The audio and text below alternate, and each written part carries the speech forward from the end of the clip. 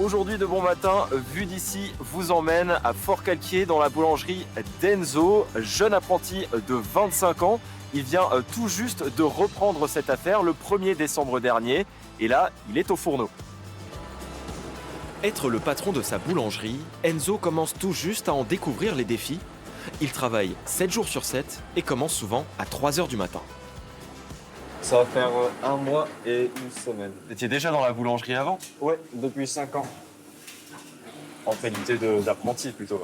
4 ans en apprentissage et 1 an en tant que salarié. Sa boulangerie emploie 6 salariés et apprentis. Je mets le coup de lame pour que ça ressorte quand je sors des cours.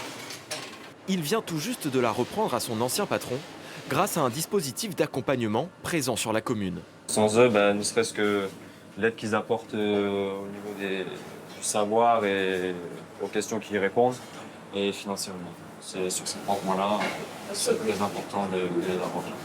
Et même quand généralement ils apportent leur aide, au niveau des banques, ça passe beaucoup plus facilement. Ici. Vous allez bien? Salut Enzo, comment tu vas? Ah, il est magnifique ce pain aujourd'hui. Jean-Yves, l'ancien propriétaire, n'hésite pas à rendre régulièrement visite à Enzo pour l'encourager. À 25 ans, de prendre une succession d'une grosse boulangerie à Forcalquier, c'est pas évident. Donc, tant que je peux le soutenir et que l'aider, elles sont belles. Elles ne retombent pas, elles sont bien cuites. Reprendre ou lancer son affaire sur un territoire rural comme celui de Forcalquier relève souvent du casse-tête. La municipalité a donc mis à disposition une maison des entrepreneurs qui accueille plusieurs programmes d'accompagnement. Bonjour Gaëlle. Bonjour Jules. Là on est devant la maison des entrepreneurs donc. Qu'est-ce que vous y faites dans cette maison? Alors en effet, on est à la Maison des Entrepreneurs. C'est un lieu où on accueille les porteurs de projets et les entrepreneurs qui veulent créer leur entreprise ou reprendre une activité. Et du coup, ça donne des boucheries, des boulangeries qui sont créées dans le territoire. C'est ça, des reprises.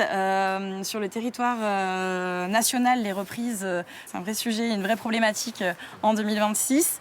Grâce aux accompagnements proposés notamment à la Maison des Entrepreneurs, on a plus d'une dizaine de reprises qui ont été réalisées en 2025. Comme celle qu'on a vue à la boulangerie tout à l'heure. En effet, tout à fait, sur la boulangerie Licoris, avec le salarié qui a repris l'entreprise de son ancien patron. Alors là, on a un entretien qui est en cours. Si vous voulez, on peut aller voir comment ça se passe. Eh bien, allons-y, c'est parti. Cassandre, du coup, vous avez un projet? Notre projet, c'est d'ouvrir un magasin de fleurs, mais on veut retrouver les bases du fleuriste donc traditionnel, en proposant du coup aux personnes des bouquets qui mettent en valeur le travail des producteurs de notre région. C'est vraiment une collaboration avec notre région. Des documents. Est-ce que vous faites les formations un peu gestion d'entreprise pour nous expliquer faire la comptabilité Ouais. On voudrait en faire cette année. C'est vrai? Ouais. Donc c'est en cours. C'est quoi l'intérêt pour créer une petite entreprise comme la vôtre? L'intérêt, c'est que pour les gens qui n'ont pas forcément un gros apport financier personnel, ça nous permet, grâce à vous, du coup, de pouvoir aboutir à des projets qui nous tiennent à cœur, et c'est le cas. Donc c'est super d'avoir des associations comme ça. Cette année, 90 projets ont vu le jour sur la communauté de communes grâce à ce dispositif. Voilà, Vue d'ici, c'est terminé pour aujourd'hui. À demain pour de nouvelles découvertes dans le pays de Forcalquier.